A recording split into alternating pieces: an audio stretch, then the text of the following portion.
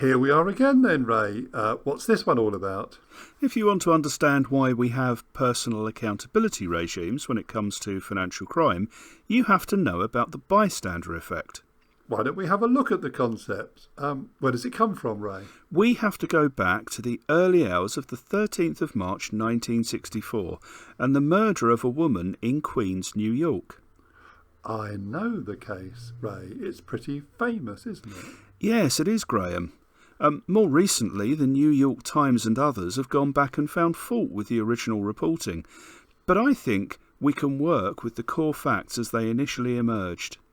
Well, that sounds good. Kitty Genovese was 28 years old when late one night she was arriving back at her home.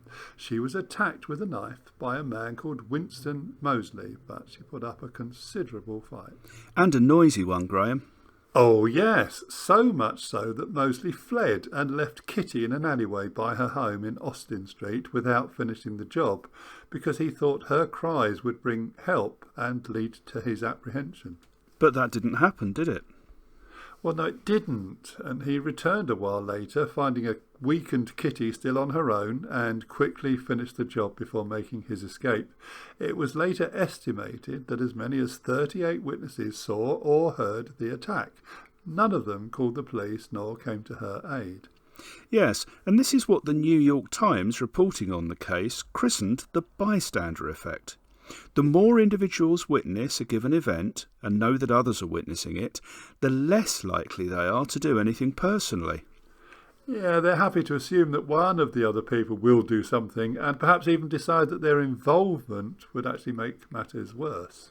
So the bystander effect explains why banks and other organisations have money laundering reporting officers, or MLROs. So what's the connection to the MLRO, Ray?